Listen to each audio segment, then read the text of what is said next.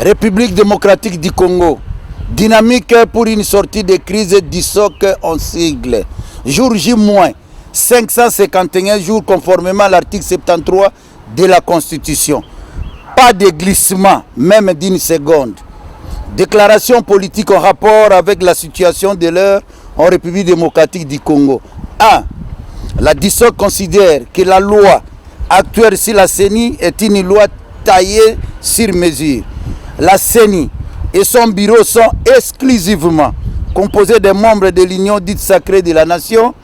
Plateforme présidentielle ne garantissent pas l'organisation des élections crédibles et transparentes en 2023.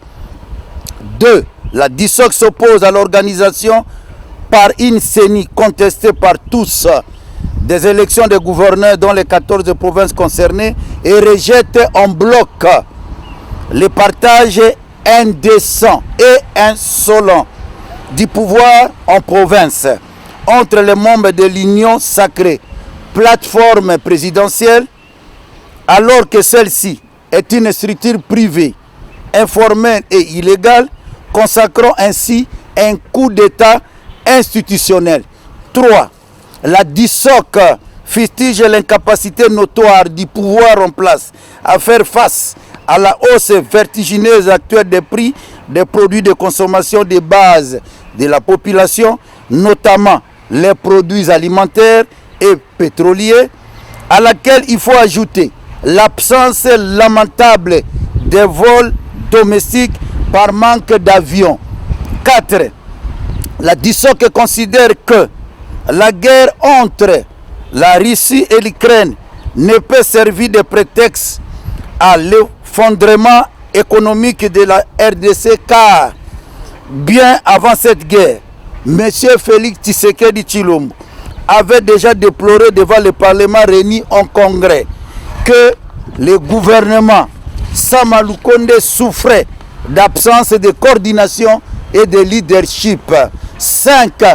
Pour la DISOC, au lieu de se limiter à faire tomber le ministre de l'économie nationale et à distraire l'opinion au travers une fumée de questions orales ou écrites avec ou sans débat, à l'endroit de certains ministres ciblés, M. Félix Tshisekedi aurait été mieux inspiré d'instruire les citoyens Mbosso pour le déclenchement d'une motion de censure contre le gouvernement Sama Lukonde en vue de sa démission tant réclamée par le peuple congolais conformément à l'article 146 alinéa 2 de la Constitution. 6.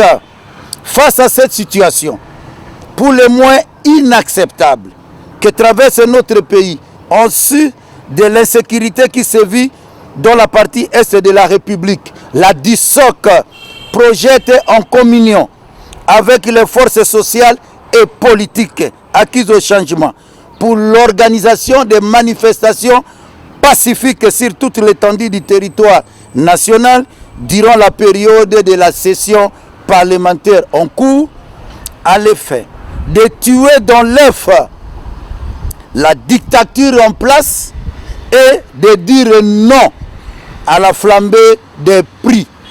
On peut tout nous empêcher, sauf nous interdire de réfléchir.